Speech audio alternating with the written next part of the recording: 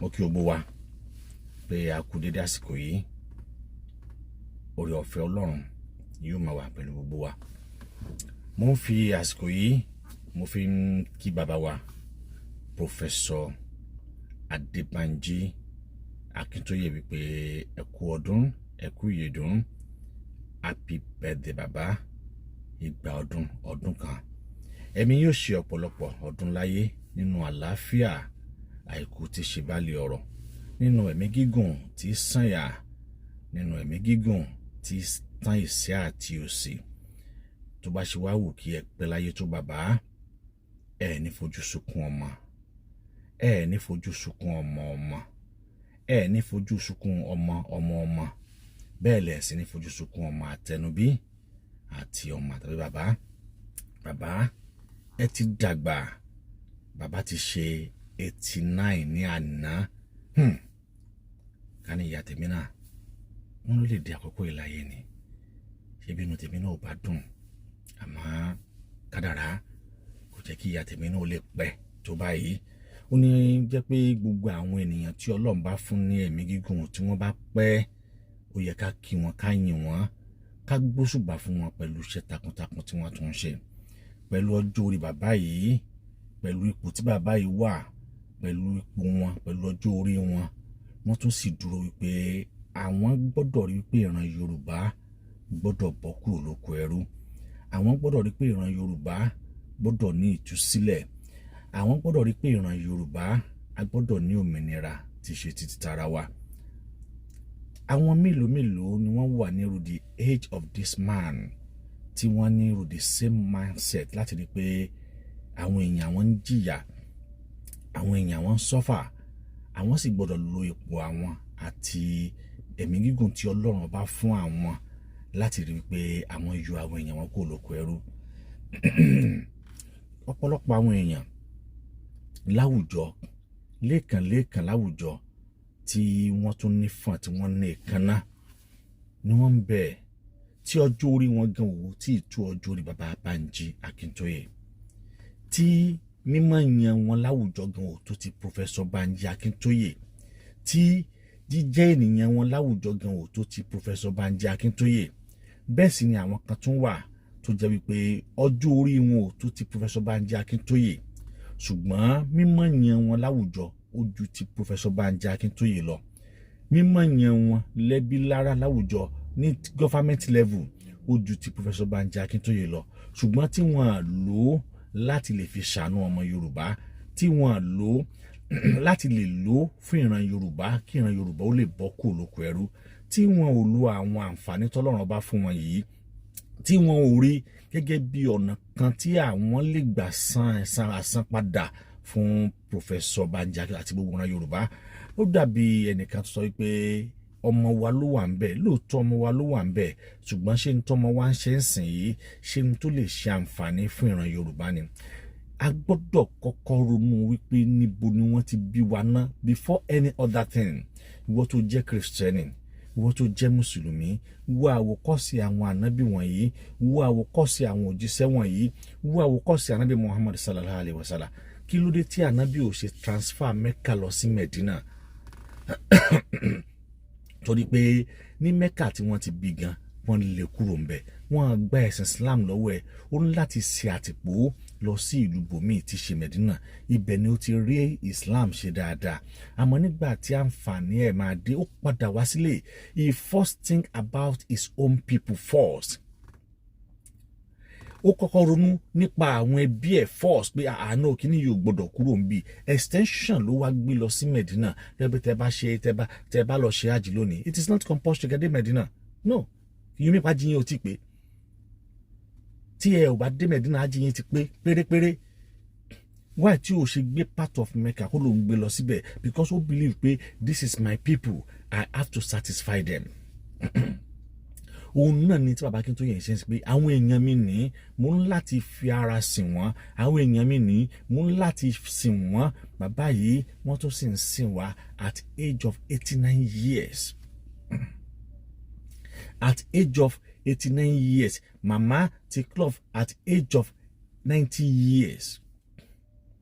Tó dẹ̀ pé ọdún kan ni màmá gbà lọ bàbá, màmá ti pé 90 years bàbá ti pé 89 years. Àwọn òbí wọ̀nyí wọ́n dẹ̀tún sì dúró wípé àníṣe ìran Yorùbá ò gbọdọ̀ parun. Kí wá lójúṣe tèmi àti ẹ? We are still young láti rí pé a lo gbogbo agbára tọ́lọ́run fún wa láti rí pé agbèjalẹ̀ Yorùbá, a jẹ́ kí Yorùbá a jẹ́ kó parun, a ò jẹ́ kí ogun àtẹ̀yìntọ̀ kó ja ìran Yorùbá. Ipa wo lèmi àti ẹ ń gbé? Ọ̀nà wo lèmi àti ẹ ń tọ̀? Sórí èmi, ipa tí n bá kó yóò máa bẹ́ńbẹ̀ títí láéláé. Ipa tí ìwọ náà bá kó yóò máa wà ńbẹ̀ títí láéláé, torí pé ipa tí oníkálukú wa bá kó ò ní parun. Wọ́n sọ nípa tèmi nǹkan tí mo ṣe, wọ́n sọ nípa tiẹ̀ nǹkan tí ìwọ náà ṣe. Oníkálukú wa ni wọ́n sọ ọ̀nà tá a gbà rìn, oníkálukú wa ni wọ́n sọ iṣẹ́ tá a ṣe, oníkálukú wa ni wọ́n sọ ìwà tá a wù, oníkálukú wa ni wọ́n sọ ìṣe wa sí àwọn ẹbí àti àwọn ará wa, sí àwọn ènìyàn wa tàpẹ́ sí ọmọ Yorùbá, ọmọlúwàbí àtàtà. Professor Banji Akintoye, ẹ ti ṣe ọdún yìí, ẹ ṣe tẹ̀mí, ẹ ṣe nínú àlàáfíà, torí pé ṣòwò la fẹ́ tọrọ fún ìsìn ni. Ẹ ti bí àwọn ọmọ tí wọ́n ní owó, tí wọ́n ní ọrọ̀. Ẹ ti bí ọmọ àfẹ́bí tó ní owó, tó ní ọrọ̀. Ẹ ti bí ọmọ àfẹnubí tó ní owó, tó ní ọrọ̀. Ẹ ti bí ọmọ àfi ọwọ́ bí tí wọ́n ní owó, tí wọ́n ní ọrọ̀. Àmọ́ iṣẹ́ tẹ̀yìn gan sílẹ̀ gangan ó ń pe owó fún yín. Àmọ́ kí ni tá ò mọ tọrọ fún bàbá Professor Adebanji Akintoye lákòókò yìí? A ó mọ tọrọ àlàáfíà, ẹ̀mí gígùn àti ìfọ̀kànbalẹ̀ ńlá ó mọ tọrọ fún bàbá. Báwo la ṣe wá mọ tọrọ? A mọ tọrọ pé kí Ọlọ́run ó má fi omi ara bàbá kó má fi dà wọ́n láàmú, kọ́lọ́run kó má fi iṣan ara bàbá kó má fi dà wọ́n láàmú, kọ́lọ́run kó má fi oríkèéríkèé ara bàbá kó má fi ṣàìsàn gbé wọn dè, kí ojú má lọ lédè wọ́n, kí etí ó má lọ lédè wọ́n, kí apá àtẹsẹ̀ kó má lọ lédè wọ́n, kí kankan nú ẹ̀yà ara tí Olódùmarè dá mọ́ wọn látòdì ọ̀run nígbà tí wọ́n ó bí wọn wá sáyé, kí kankan nú àwọn ẹ̀yà ara yìí kó má ṣáájú wọn kú. Àdápadà náà fún màmá bẹ́ẹ̀ náà. A wá máa gbàdúrà kí Ọlọ́run jẹ́ kí bàbá yìí kó lè rí òmìnira tó ń béèrè fún, because he called for it. Kí Ọlọ́run Elédùmarè kó lè jẹ́ kí bàbá Professor Banji Akintoye kó rí òmìnira tó ń béèrè fún, kí òmìnira yìí kó sojú ẹ̀, kó má ṣẹ̀yìn ẹ̀. Ká má dìde ìṣẹ́jú kan, ká má dákẹ́ ìṣẹ́jú kan fún bàbá yìí nígbà tí òmìnira ilẹ̀ Yorùbá nígbà tó bá bọ́ sí. Torí àwọn àgbà sọ wípé ọ̀nìyàn kó bá ṣiṣẹ́ lọ jèrè ẹ̀. Ó lọ sí ìlú àwọn Oǹdó níbẹ̀ yẹn, ẹ jẹ́ n yàbàrá. So bàbá ti ṣe 89 years lánàá. It is over. I mean, ó dùn, ó lárinrin, nice program, just léròjà, cake and so forth. Àwọn èèyàn sì lọ bẹ̀ láti lọ ṣe ayẹyẹ, láti lọ bá bàbá ṣe àjọ̀dún. Pé bàbá, àwa bá yín dúpẹ́ wípé ẹ pé 89. A bá yín dúpẹ́ pé ogun ọ̀tá ò borí yín. A bá yín dúpẹ́ pé ogun gọ́fìmẹ̀ntì ò borí. A bá yín dúpẹ́ wípé ẹ ń bẹ láyé, ẹ ń bẹ láàyè, ẹ fojú sunkún ọmọ, ẹ fojú sunkún ọmọ. A gbé yín dìgbàdìgbà hospital, ẹ gbé lọ bí, ẹ gbé lọ tọ̀hún, ẹ ra mi fún, ẹ ṣe kíníkan fún, kíníkan ni. Kò sí rárá ní ẹ̀fọ́ ara yín. Gbogbo ohun tọ́lọ́run dá mọ́ yín ní ogun, ní egun ara, gbogbo ohun tọ́lọ́run dá mọ́ yín ní iṣan ara, gbogbo ohun tọ́lọ́run dá mọ́ yín ní oríkèéríkèé ara, gbogbo ẹ̀ ló pé pérépéré. Ọpọlọ bẹ́ẹ̀ tí ń sọ̀rọ̀ bí ẹni wípé ẹ ṣẹ̀ṣẹ̀ pé ọmọ 20 years ni. Ìmọ̀ wà tí ò tí ì parẹ́ lọ́pọlọ yín bí ẹni wípé ẹ ṣẹ̀ṣẹ̀ pé ọmọ 20 years ni. Àwa ń bá ń bẹ lọ́hùn pé tẹ́ fi dàgbà, tẹ́ fi dògbó jù báyìí lọ. Ìmọ̀ wọn ò ní parẹ́, ọpọlọ yín ò ní parẹ́, iye yín ò ní rá bàbá.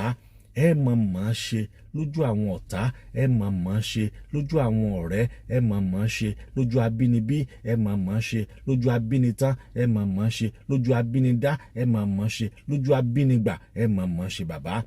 Ẹ máa ṣe wípé Ọlọ́run ó fún yín ní okun àti agbára, yóò fún yín ní okun àti agbára láti kó wa dé ilẹ̀ lérí tá à ń béèrè fún, tí ṣe ilẹ̀ olómìnira, tí ṣe ilẹ̀ tiwa, tí jẹ́ ilẹ̀ ti Yorùbá nation. Èèyàn kan ló máa ń ṣe wàhálà freedom. Millions of people ni wọ́n máa ń padà wá jèrè ẹ̀. Bàbá Akintoye ni wọ́n ń ṣe wàhálà àti àwọn tó kù náà o, ṣùgbọ́n as elders on this struggle, àwọn ni wọ́n ń ṣe wàhálà freedom yìí. Wọ́n láti ṣàtìpó lọ sí ìlú Kútọ̀nù. wọ́n lé wọn kúrò nílé abínibí ilé bàbá wọn, wọ́n lé wọn kúrò ńbẹ̀ látàrí kíni, látàrí kí wọ́n lè rí iṣẹ́ òmìnira yìí, kí wọ́n lè rí jẹ pérépéré. Àmọ̀ràn mi rèé fún wọn tó jẹ́ ọ̀dọ́ tó sì rò pé ọ̀nà kan gbòógì òun náà ni pé kó o lo agbára t'Ọlọ́run fún ọ láti tako ìran Yorùbá. Ìran yẹn ló ń bàjẹ́. Ọ̀rọ̀ dàbí pé adìyẹ tó sùn sínú ìsasùn ni, sàárè ààrẹ náà ló ń bàjẹ́. Ìsasùn náà ni ó padà wá sí gbẹ̀yìn. Ìsasùn ni ó padà wá sin adìyẹ tó ń yàgbẹ́ sínú ẹ̀gbẹ̀yìn. Ìtumọ̀ ẹ̀ ni wípé tó o bá sọ pé o ń tàpá sí àwọn ẹbí ẹ, tó o bá sọ pé o ń tàpá sí àwọn tribe ẹ lónìí, àwọn náà ni wọ́n padà gbé ọ gbẹ̀yìn. Haúsá ò ní gbé ọ, Ìgbò ò ní gbé ọ, Fúlàní ò ní gbé ọ. Rántí pé ìran Yorùbá tó jẹ́, àwọn náà ni wọ́n padà gbé ọ gbẹ̀yìn. Kí wá ló wá dé tó ṣe lo agbára t'Ọlọ́run fún ọ láti lè fi kún ìran Yorùbá lọ́wọ́?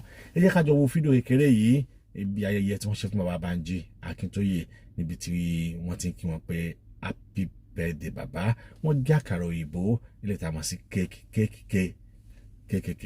wọ́n gé. Bàbá wa náà ni a ó máa gé kéèkì ìdùnnú, a ó gé kéèkì ayọ̀, a ò ní bá wọn gé kéèkì ìbànújẹ́ ní agbára Olódùmarè. Bàbá ti ṣe ọdún yìí, wọ́n ṣe tẹ̀mí lágbára Ọlọ́run, wọ́n ṣe tẹ̀mí lágbára Ọlọ́run. Àsọdúnmọ́dún báyìí òun náà ni àwọ̀ àsọdúnmọ́dún, àsoròmórò òun náà ni àwọ̀ àsoròmórò. Ọdọọdún báyìí òun náà ni sàpòròwé, ọdọọdún báyìí òun náà ni pèrègé yọ, lọ́tún báyìí òun náà ni ara tuntun lórí àtẹ. Ọdọọdún òun náà ni igi ọ̀pẹ so tí kì í wọ́wé. Bàbá, ọdọọdún lẹ́mọ̀ so nínú ìmọ̀, ọdọọdún lẹ́mọ̀ so nínú òye, ọdọọdún lẹ́mọ̀ so nínú làákàyè, ọdọọdún lẹ́mọ̀ so nínú àìkú tí ṣe bálẹ̀ ọ̀rọ̀, ọdọọdún báyìí lẹ́mọ̀ so nínú àlàáfíà ara tó péye, ọdọọdún báyìí lẹ́mọ̀ so nínú ìfọ̀kànbalẹ̀ okun àtagbára tó dúró wám tí máa ń sọmọkùnrin wám lágbára Ọlọ́run. Egun yín kò ní kú ṣáájú kẹ́ tó kú, ìsan yín kò ní rọrùn ṣáájú kẹ́ tó rọrùn. Ojú àtòrí kèrèkèrè t'Ọlọ́run bá fún yín ní agbára Ọlọ́run, wọn yóò ṣiṣẹ́ pépépé tẹ́ fi papòdà ní. Ẹ pẹ́ pẹ́pẹ́ ṣe pẹ́ láyé lágbára Ọlọ́run, ìgbà ọdún kan. Bàbá Professor Adebanji Akintoye, I wish you happy birthday and long life. Mo gbàdúrà fún yín pé ẹ ṣe ọ̀pọ̀lọpọ̀ ọdún láyé ní agbára Ọlọ́run nínú àlàáfíà àìkú tí ṣe bálẹ̀ ọ̀rọ̀. Ẹ kú ọdún, ẹ kú ìyèdún, lọ́dún ọ̀nà la máa rí, ẹ sì kó wa jẹ̀pẹ́ lágbára Elédùmarè. Happy birthday to bàbá wa Professor Adebanji Akintoye. PPP pure, PPP pure. Bàbá, ẹ ṣe ọ̀pọ̀lọpọ̀ ọdún láyé o. Ìgbà ọdún kan òun náà ni o lábọ́lọ́. Ẹ kó wa jẹ̀pẹ́ láṣẹ Elédùmarè. A sì jọ gbé àsíá alẹ̀ Yorùbá, a jọ gbé sókè báyìí ní lágbára Ọlọ́run ní agbára Elédùmarè. Tí ìran Yorùbá tó bá dé tán, a ò ní fi yín ṣàwátì, a ò ní lọ físítì yín nínú sàárè nígbà tí a bá gba Yorùbá nation lágbára Ọlọ́run. Ẹ gbà, ẹ gbélé wa lọ́wọ́ láṣẹ Elédùmarè. Ìdẹ̀ra lẹ̀ Yorùbá nation yóò sì ṣojú yín àti àwọn ẹbí yín àti àwọn ará yín. Bàbá, mo kí yín lẹ́ẹ̀kan sí ipò ẹ kú ọdún, ẹ kú ìyèdún, ẹ̀mí yóò ṣe ọ̀pọ̀lọpọ̀ ọdún láyé. Birthday to you. Happy birthday to you. Happy birthday to you, Baba. Happy birthday to you. We wish you many happy returns on your day. PPP, long life and prosperity. Hip hip hip, hooray! Hip hip hip, hooray! Hip hip hip, hooray! Iṣẹ́ wa fúnlẹ̀ wa, forílẹ̀ ìbí wa, kàgbéga, kàgbéga, kàgbéga fàyè rí. Ìgbàgbọ́ wa ní pé bá ṣe bẹ̀rù làbọ̀ mọ́, ká ṣiṣẹ́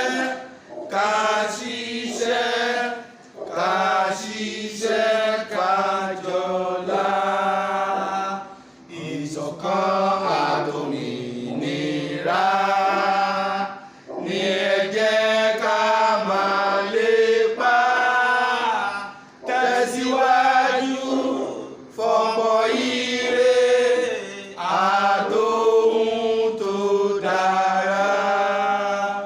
Ọmọ Oòduà dìde bọ́ sípò ẹ̀tọ́ rẹ. Ìwọ ni bàbá ìmọ́lẹ̀ bàbá ògo adúláwọ̀. Bàbá ẹ̀yin ni ìmọ́lẹ̀ ògo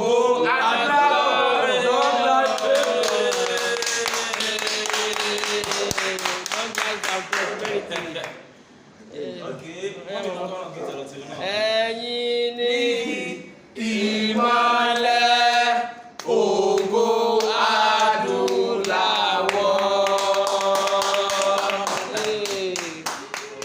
Ìgbà tó olùkọ́ ni bàbá o, àṣeyí ṣàmọ́dún sáà.